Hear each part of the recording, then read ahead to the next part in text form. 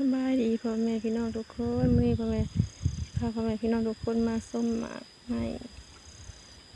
มาส้มหมักนาว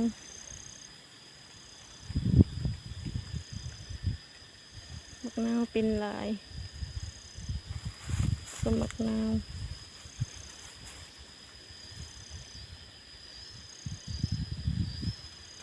พาพ่อแม่พี่น้องมาส้มหมักนาว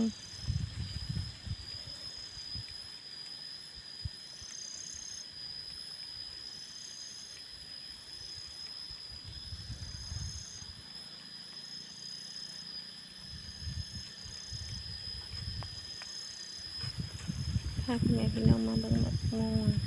ดกแห้งเป็นลายหมักใหญ่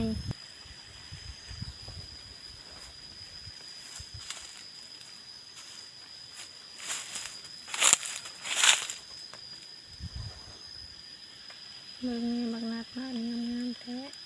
เบิ่งนี่พ่อแม่พี่น้องงามๆแท้เบิ่งนี่เป็นใกล้สีสุกแล้วหมักใหญ่ๆแท้เด้อพ่อแม่พี่น้อง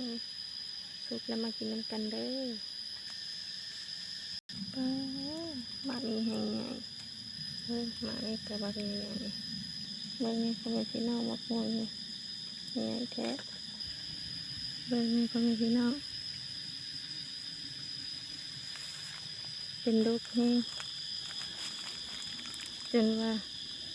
งาสิกองเบิ่งนี่เป็นแท้พ่อแม่พี่น้อง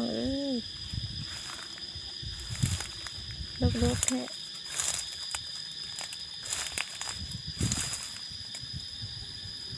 ลูกคักลูกแม่เห็นแต่งากองให้กระดกพออันนั้น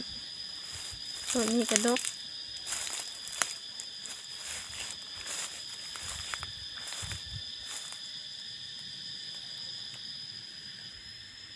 มึงนี่พ่อแม่พี่น้อง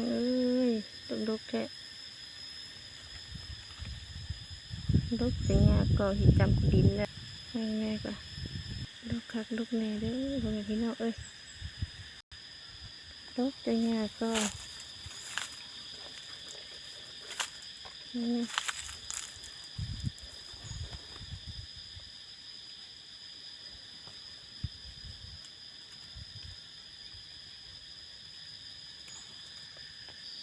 เป็นไงพ่อแม่พี่น้องงาไปกองเป็นไงมาในกระบอกใหญ่ๆในคักแน่ๆพ่อแม่พี่น้องเป็นไง